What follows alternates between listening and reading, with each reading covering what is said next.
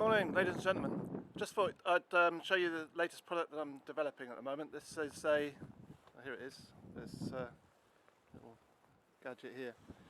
What it is it's designed to help protect farm machinery from being stolen. And what we do is put it onto a little stand like that. And you've got like an expensive piece of farm equipment like that. You could put a tripwire on it, or one of these reed switches or something like that. So you just need one wire to come out of this, and the beauty of this is there's a circuit board. Like, the whole thing's self-contained. So this circuit board's got a solar panel soldered onto the back of it, which keeps it charged.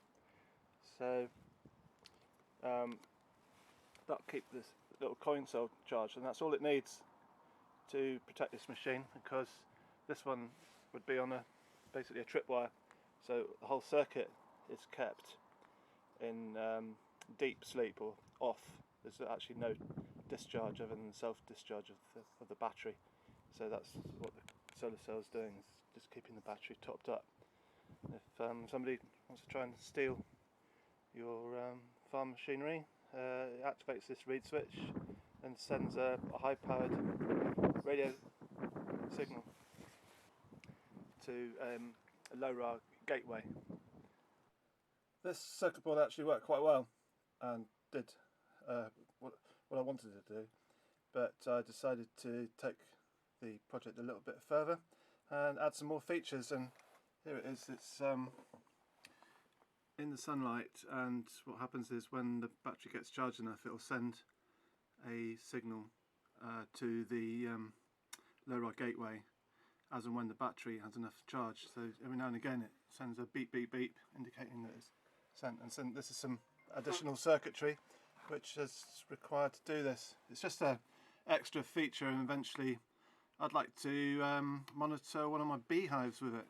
So I'd like to put a carbon dioxide sensor inside the beehive, and that'd give some indication of how well the bees are doing in a beehive. And it could be used for anything really. That's just like what I'd use it for.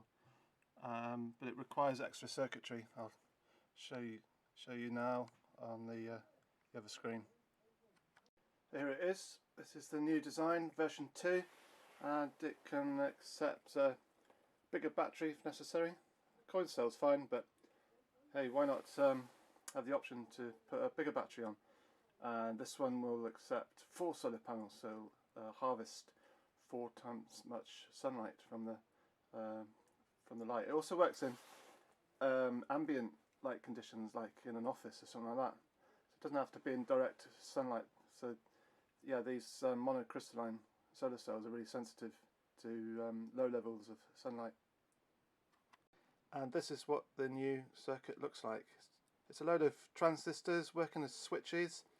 There's also a relay there, and the idea is again to save power and keep the microcontroller, which is an ESP32, isolated from the power supply, so it doesn't try and drain power from the battery. So it's all about preserving the battery. And there's a timer circuit on this one. So it's actually a tiny little 3mm chip which like turns the circuit on every now and again, and it can check whether there's enough charge in the battery to actually do anything useful. So every 2 hours, hopefully, if there's charge in the battery, it will send a signal. So for example, you can send a temperature reading to the LoRa gateway, or if I wanted to monitor beehives, I'd send my carbon dioxide sensor reading.